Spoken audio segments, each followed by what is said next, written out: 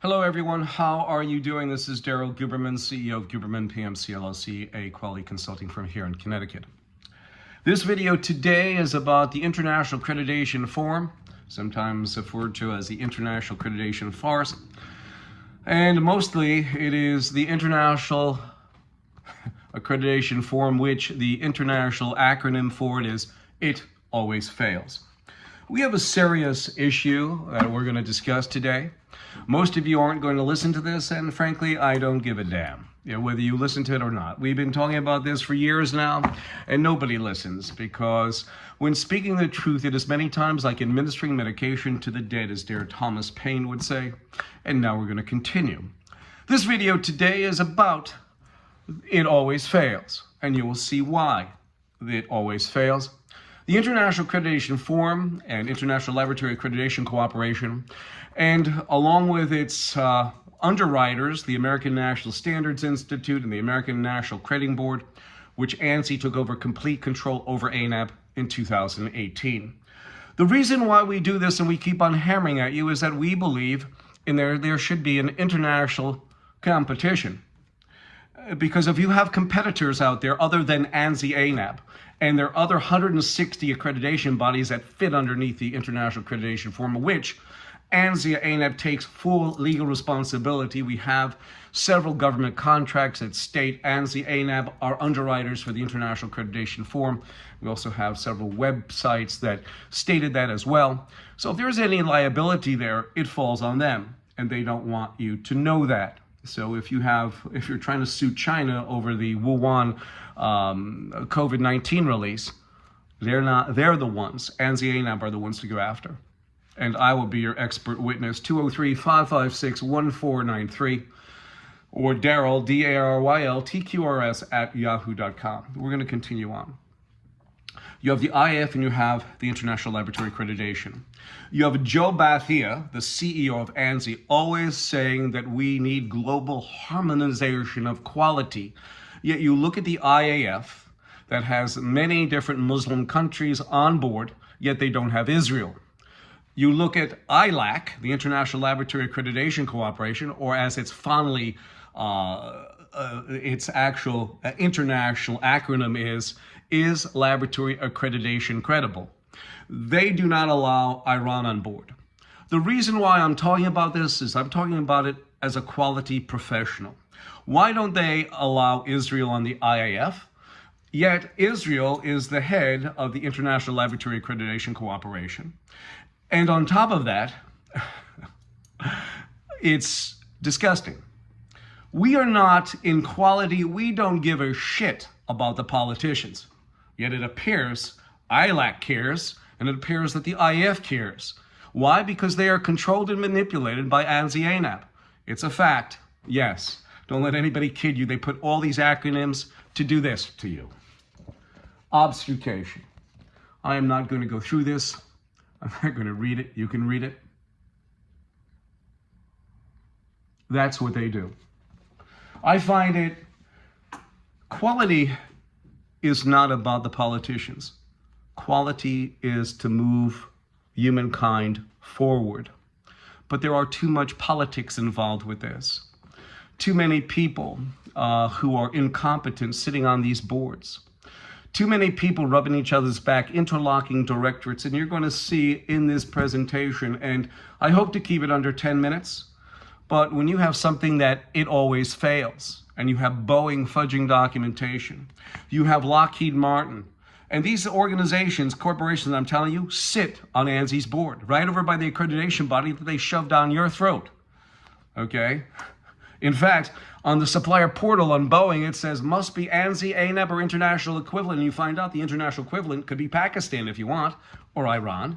And I'm not talking about, when I talk about Iran, when I talk about Pakistan, I'm not talking about the people in the bad light. I'm talking about the politicians.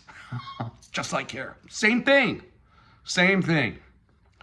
So you have ANSI, the American National Standards Institute, is a private, not-for-profit, non-governmental corporation that's been around 104 plus years.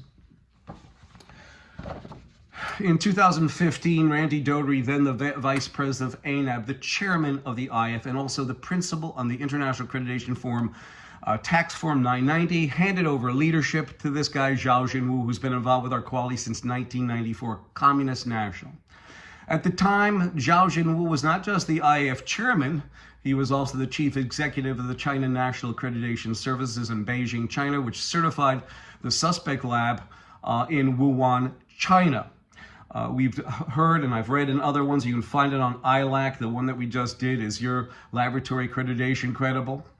That Pamela Sale, the vice president of ANSI-ASQ-ANAB for laboratory, stated under deposition that basically laboratories are out of control. They have no protocols to go to. Each one takes their own protocols, which means that she still signs off certificates, and they're collecting money for this. And as a lawyer said in 2011, Mr. Marvin Schechter, in a report to the state of New York, he says having a certificate from ASCLD is like having a badge of honor. It really does nothing to the system. You have a problem with the FBI, who got their forensic lab certificate from ANAB taken away because of glaring issues of quality control protocols not being followed. They weren't being followed. That was what the process was. You have ANSI and ANAB, I said, that took over each other. ANSI took over complete control over ANAB in 2018, and you have federal agencies and corporations on board protecting each other. And here's a larger picture of Randy, okay, and Zhao Jinwu. You have a picture of Zhao Jinwu standing in the lab that failed the certification. Actually, it didn't, because Pamela Sale stated there's no protocols.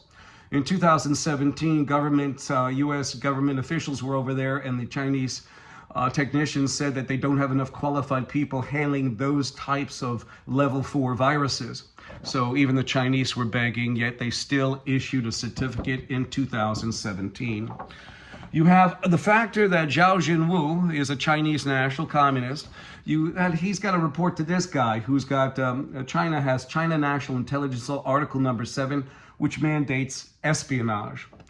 During the time between 2015 and 2021, when Communist Chinese national Zhao Jinwu was handling an American company with many corporations on board, like Lockheed Martin, okay? Lockheed Martin in 2009 got hacked by China, taking the F-35. In 2012, a division of United Technologies Sikorsky aircraft got hacked by China, taking much of the Black Hawk, Seahawk, etc. In 2015, there is an article in the Connecticut Mirror that stated, and here it is, with China's okay, Lockheed Martin closes in on the purchase of Sikorsky aircraft. Why not? They already raped both companies. Give it a shot. What the hell? You also have the factor that ANSI and ANAB both sat there, and they basically were a conduit. And at the time, mind you, Randy Doughtery was being advertised on the Department of Homeland Security website, which is a private, not-for-profit concern being advertised on a government website, okay? The reason why is that you had a Phil Matheson, who was making $256,000 a year, a DHS employee, sitting on ANSI's board, like NIST, a Gordon Gillerman making $120,000 a year at the time. And it was a conduit, because if you look in the files, you'll find out that the DHS during this time was getting hacked by China. You have the factor that ANSI-ANAB have 10 different registrars in China that can issue an ANAB accredited certification. You have the factor, here it is, 2018, ANSI took over complete control over ANAB. IAF, it stands for It Always Fails. Both IAF and ILAC are sister organizations. They're one and the same. They are watched over by ANSI-ANAB, who are underwriters for them both. So if there's a failure in the lab, like it was in Wuhan, you go after ANSI-ANAB, you do not go after China. It is impossible to sue them. You sue it in country here. You have the factor that in 2014, when Randy Doughtery was the vice president of ANAB, the chairman of the IAF, and also the principal in the IAF-990 tax firm, he was soup to nuts. He was watching over the whole mess. He said that both Iran and Pakistan are IAF-MLAs, which are multilateral agreement organizations that are equivalent in accreditation to ANAB, ANSI-ANAB, which meant that when Boeing calls out on their supplier portal, ANSI-ANAB or international equivalent, you can in theory have Iran or Pakistan go into Boeing and issue them a certificate. Now they are, ANSI-ANAB are underwriters for both the ILAC, the International Is Your Laboratory Accreditation Credible, and the International Accreditation Form incorporated in Delaware. Now mind you, the International Laboratory Accreditation Cooperation is in Australia. IAF is in the United States, incorporated in Delaware. Let's go into Boeing. Boeing sits on ANSI's board. Boeing, okay? And here it is, Boeing. They also got hacked by China. And we talk about quality, and we talk about it always fails. Well, I'm going to show you it always fails. In 2002, Boeing came out with a procurement procedure for their suppliers, and it stated on there that if you have an AS9100 certificate for aerospace, that's an aerospace ISO cert, if you have that, then send us your parts. We don't have to send anybody out there to inspect you. It's just like NADCAP, sorry, special processes. It's a way for them to come in, make a quick $5,000 or whatever the heck it is up to now, and you have to fill out these modules as the quality control person. And what they do is the auditor comes in and makes sure that you're not lying on those modules. Rather than actually doing the audit, they're actually like looking at you like the IRS, looking at your books. So this is what happened with Boeing. Boeing was caught fudging documentation along with their steel manufacturer, Kobe Steel, an international company that's out of Japan, and they were caught as well, fudging documentation. You have Lockheed Martin. Lockheed Martin had an article, it should be in the bottom in the description, that states that Lockheed Martin, after its 801st aircraft, F-35, they're still producing crap. Quality issues. What is going on here? I think Jim Tassett, the CEO, should took us off the golf cart and martini bar and cigar smoking and get in there, roll his sleeves up and do what a demonstrative CEO should do. Not just delegate, show his face on the floor. Here it is. Lockheed Martin. Lockheed Martin, during the time between 2015 and 2021, they sat on the IAF. Right over, they were being watched over by communist China. They were sitting right over by Pakistan and Iran, okay, who, one harbored Osama bin Laden in Pakistan, and then you have Iran, who said that they admitted to harboring some of the terrorists. You have the factor that Boeing and Lockheed sit on ANSI right over by the federal agencies and other corporations. People ask me, Daryl, how do you know that China hacked Lockheed, China hacked Sikorsky? Well, here's a little diagram. You have the China J31, which is a model of the F-35, and you have the China Z20, which is a model of the Black Hawk. So, of course, that looks quite similar. Maybe we should buy our products from them because it might be cheaper for the U.S. government. The DoD sits on ANSI too, so there's really nothing sacred about cybersecurity. You have the factor that both China built both the SB-1 Defiant and also the V-280 Valor. They have working models of those two aircraft. It was at a most recent, about 6 months ago, military show.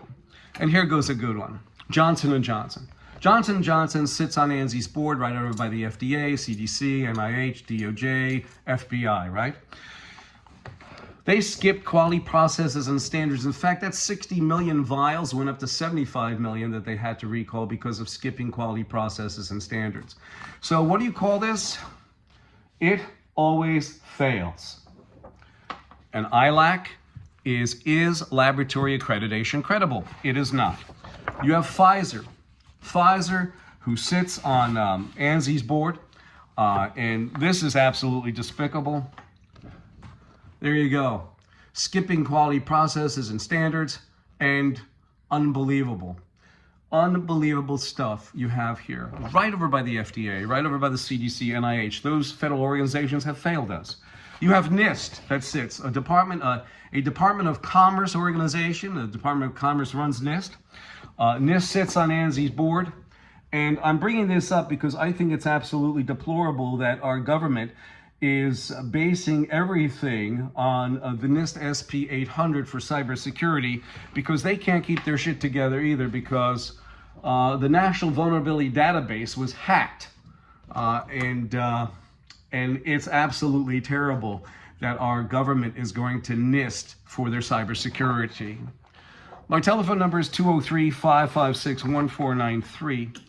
And this video, I hope, illuminated to you this factor that when you see Lockheed Martin and Boeing, and you see the factor, you see the factor that Boeing fudged documentation, you see the factor that after 801 ships, the 801st ship still has quality issues.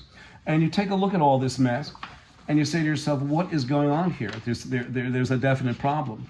And the problem is this. If you don't have competition, and I don't mean you have BSI, BVQI, Perry Johnson, and all the rest of this mess, accredited by ANAB or UKAS or Accreditation, you still have the same dreck. There's no difference. You have to have a private concern out there doing the job and doing it well, competing against this. Because right now you've had 40 years of shit. We see it with Boeing, we see it with Lockheed Martin, we see it with Pfizer, we see it with Johnson & Johnson. We see it with many, how about car companies? Ford Motor Company. Last week, 875,000 trucks were recalled because of a quality issue. You have Elon Musk with 1.1 million Teslas being recalled in China, no less, okay? This is no bullshit. This is a factor. And it's a life-bearing factor, because when you have Boeing fudging documentation, you get your ass on one of those planes and you say, oh shit, or we're fucked going down on one of those planes. And I know you're going to say, well, Daryl, that hardly ever happens. But when it does, it takes out 300 people or more. My telephone number is 203-556-1493. And my email address is Daryl, DARYL, TQRS@yahoo.com. I am sorry for the length of this, but this is It Always Fails, IAF. And the other video that's out there is laboratory accreditation credible? And once again, this goes to my dear quality professionals. This goes to Mayor Dad. This goes to Jack. And those other people who I have not mentioned along my way of forging ahead. I thank you, and I look forward to hearing from you.